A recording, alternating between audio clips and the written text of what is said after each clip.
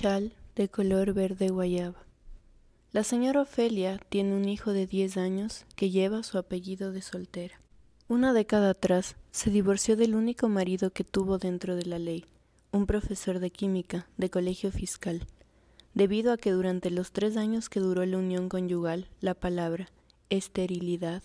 había rondado como una sombra nefasta por todos los rincones de la casa, en especial alrededor del lecho matrimonial. Muchos y muy variados fueron los reproches que la señora Ofelia tuvo que escuchar de su consorte a propósito de su dificultad para convertirse en madre. Ofelia, a más del consabido cólico y las ganas de matarse, empezó a sentir cada fin de su ciclo lunar la desazón insuperable que le advenía al ver que sus sueños de maternidad, a los que conseguía retener por 4 semanas, terminaban por diluirse en esos flujos de escarlatas por los que también ella se iba reducida en coágulos diminutos. Ofelia, en un principio, se consideró la única responsable de que sus pistilos no hubieran sabido asimilar el polen fecundante que caía con espaciada regularidad sobre ellos, y tal consideración la llevó a plantearse la obligación moral de ponerle un hasta aquí a su infertilidad. Se entregó, pues, como una verdadera mártir, a que le realizaran toda suerte de sondeos y punciones de la cintura para abajo con agujas finísimas que le fueron insertadas en las arqueadas interioridades de sus pistilos. A veces le entraban ganas de ya no seguir buscando el fondo de la verdad, por temor a que esta verdad pudiera llegar a amargarla por el resto de su vida. Ofelia a su marido no le dijo en lo absoluto nada de lo que se traía entre manos, pero convencida de que no estaba lejano el día en que tuviera que confesarle que era más estéril que la gasa estéril, se dedicó a compensarlo por todo el sufrimiento que esta noticia seguramente le provocaría. De esposa habitualmente atenta, pasó a convertirse en mujer servil, totalmente dispuesta, si el caso lo requería o no, a ofrecerle a su marido en bandeja de plata su pobre voluntad decapitada. Pero tantos gestos empalagosos llegaron a empalagar de sobremanera al profesor de química. Se vio obligado a poner más elocuencia en los gestos de abierto rechazo con los que comúnmente la rechazaba, más sarcasmo en las frases de repudio con las que comúnmente la repudiaba, y más distancia, mucha más distancia de la que ya existía entre su cuerpo pifiante y el cuerpo modosito de ella. Optó también por coger la costumbre de escabullirse de la casa ni bien terminaba de merendar, para no regresar a dormir sino hasta avanzada la noche. Curiosamente, estas escapadas cotidianas no merecieron reproche alguno por parte de la señora Ofelia. Después de todo, su condición de hembra infértil le tapiaba la boca impidiéndole protestar por esa sarta de indelicadezas de la que era objeto. Después de un tiempo y del debido análisis, Ofelia llegó a la conclusión de que el asunto de la infertilidad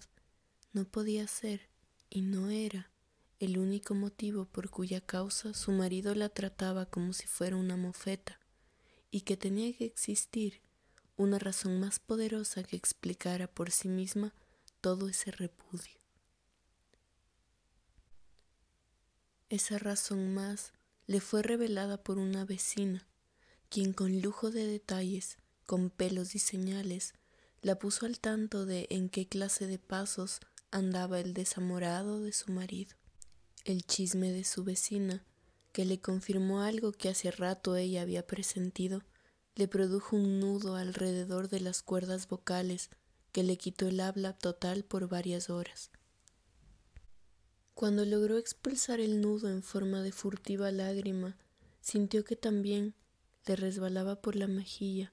el último rezago de amor que todavía, hasta ahí, sentía por el causante directo de sus desgracias.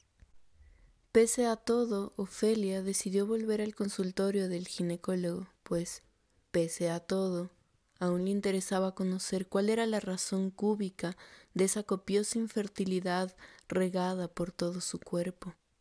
El vientre se le abrió orgullosamente en forma de abanico, Cuando el médico le dijo que los exámenes habían revelado que no existía razón alguna dentro de su cuerpo que le impidiera la maternidad, por lo que quien tenía que ser sometido a revisión de aquí en adelante era su compañero de fórmula amatoria. Libre ya de pecado, desprovista gracias al resultado de los exámenes por completo de culpa alguna, se dirigió, cantando entre dientes canciones especialmente hechas para ser masticadas, hasta su casa, dispuesta a esperar a que llegara su esposo para decirle, en cuanto lo viera, que entre ella y una mula existían más de 2 abismales diferencias. Pero esa tarde,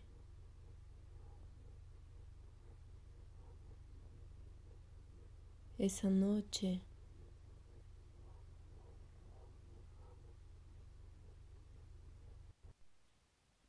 y esa madrugada, el profesor de química brilló por su ausencia. Ofelia volvió donde el ginecólogo. Casi sin respirar le dijo que no había podido comunicarle a su marido que ella no era infértil, ya que no lo había visto desde ayer, y que tampoco, en el futuro, le iba ya a decir nada, porque su dignidad sentía que no debía hacerlo bajo ningún concepto. Peor le iba a decir que se sometiera a prueba alguna para descartar la posibilidad de que el infértil pudiera ser él, pues de sobra intuía que él nunca permitiría que alguien pusiera en tela de duda su condición de varón reproductor. El ginecólogo, después de escuchar a Ofelia, expresó a bocarrajo que la única salida que le encontraba al caso era la de que ella se decidiera a ser inseminada por un donante. Después de lo cual afirmó que inclusive podía ser él, mientras se llevaba a los labios una de las pequeñas manos de la señora Ofelia, a la que había agarrado entre las suyas instantes atrás, sin encontrar mayor resistencia. Después de esa excepcional vez, ella no volvió más por el consultorio. Ya no tenía para qué, pues bien que había sentido, cuando se estaba dando el acoplamiento entre su vestido de flores y el mandil abierto del doctor, que hasta su interior había ingresado la chispa efervescente de la vida, la gota de miel capaz de llevar la miel de la maternidad hasta los canales más estrechos de su anatomía de cuarentona. Desaparecieron, como por encanto, los severos cólicos menstruales y las severas ganas de matarse que se apoderaban de ella cada vez que su luna aflojaba sus flujos bermellones. Al 5.º mes de embarazo, Ofelia decidió soltarle a su marido la verdad sin tapujos, la verdad completamente desnuda. Lo esperó una noche de luciérnagas y de música de alas, sentado en el filo de la cama conyugal, sus hombros tapados con la textura cálida y sedosa de un chal color verde guayaba, bajo el cual no llevaba ropa interior alguna. Lo esperó sentada en el muro que dividía sus historias en 2 partes angustiosamente desiguales. Lo esperó exhalando burbujas por su pequeño hocico de caballito de mar, acostumbrado a arquear la cola para que ésta no rozara a quien no la quería ni un poquito. Lo esperó, sentada en el filo de una copa rota y en la cresta de una ola de varios metros de asfixia. Hasta que finalmente su marido irrumpió en el dormitorio con su inefable cara de «yo no fui». Al verlo no le dirigió palabra alguna, simplemente se incorporó del borde del lecho, de la cresta de la ola, de la cima de la montaña, y después extendió lo más que pudo las alas flecudas de su chal verde guayaba antes de dejarlo caer, muy suavemente, desde sus hombros hasta el suelo. Él, después de ver el vientre en punta que emergía desde la desnudez insólita de la señora Ofelia, comprendió que lo que estaba observando no tenía otro nombre que el de preñez, a secas, sacando más adelante la conclusión de que en esa preñez él no había tenido participación alguna. Cuando la señora Ofelia consideró prudente dar por finalizado su acto de destape, recogió pues del suelo su chal y volvió a colocarlo sobre sus hombros. Después de anudar las alas flacudas a la altura de sus clavículas, salió de la alcoba con la cabeza erguida, como si llevara dentro de sí la sensación insuperable de que en esos instantes la vida le estaba regalando las mieles de la venganza en su espesor más justo y necesario. Recién comenzaban los ruidos matinales cuando la señora Ofelia, que cuando cerraba un capítulo de su vida jamás volvía a abrirlo, portando un maletín lleno de sus más imprescindibles prendas íntimas bajo las escaleras de su casa, para ya nunca más volver a subirlas.